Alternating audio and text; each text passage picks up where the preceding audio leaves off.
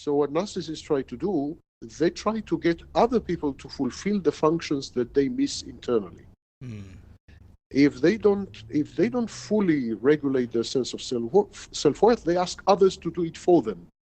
So normal people would say, well, having surveyed my life and my accomplishments, it doesn't look that I'm that much of a genius. Narcissists can't give this answer because there's a total lack of self-awareness and total lack of access to inner constructs and total lack of inner constructs. So what the narcissist does instead, he approaches people and says, excuse me, do you have a moment? Am I a genius? Would you mind telling me? And this is what is called narcissistic supply. The constant need for attention, but information-bearing attention, not any kind of attention, attention that adds information. I can't deny the fact that you like me right now. You like me. Because the narcissist is grandiose, it's another compensatory mechanism. Narcissist is grandiose, he would block out, he would rule out any information that countervenes his information bias taking place. A massive cognitive deficit. Grandiosity is a form of cognitive deficit. And so he would block out this countervailing information and absorb, assimilate, and incorporate only information that supports his self-image and self-perception as godlike, omnipotent, omniscient, perfect, brilliant, and so on. It is crucial to understand that by any stretch of the word, the narcissist does not exist. Very early on, usually between the ages of 4 and 9, the narcissist has suspended his autonomous existence. And that's the reason he does not develop any identity or any self. And he suspended himself because it is the outcome of early childhood trauma and abuse. And so to avoid the pain attendant on these trauma and abuse, what the narcissist does, he annuls himself. He cancels himself out. But no one can exist as a non-entity. So what the narcissist does instead, he invents an alternative entity called the false self. The false self is everything that the narcissist is not. The narcissist, remember, is a child. The narcissist is small and helpless. The false self is omnipotent.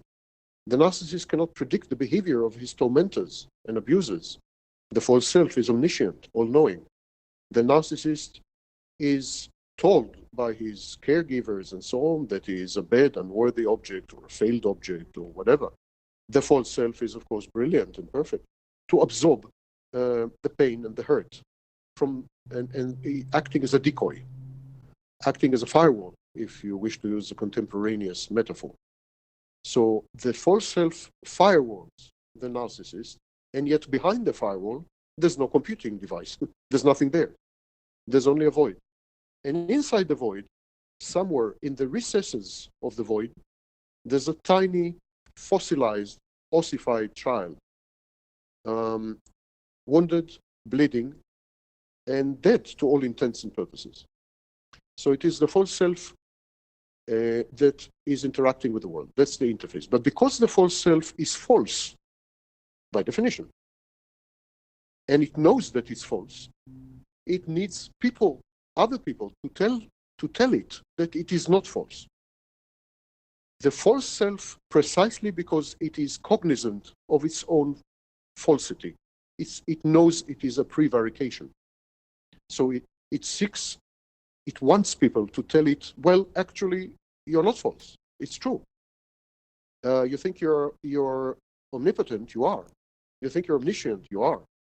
You think you're perfect and brilliant, you are. And these are understatements. You're more than perfect and brilliant. The false self is godlike, evidently. And indeed, I regard narcissism as a private case of a religion. It's a private religion where the narcissist cancels and suspends himself, sacrifices himself. It's human sacrifice. The narcissist sacrifices himself to a Moloch, to an idol. That idol, that Moloch, that wooden god is the false self. It's no wonder most major religions, Islam, Judaism, Christianity, have butted heads with narcissism. In all these sacred texts, you can find admonitions against egotism, against self-centeredness, against lack of empathy, against all the features and hallmarks and diagnostic criteria of narcissism, because the enemy of religion is narcissism. Narcissism is another competing religion. Anyhow, that's how I see narcissism.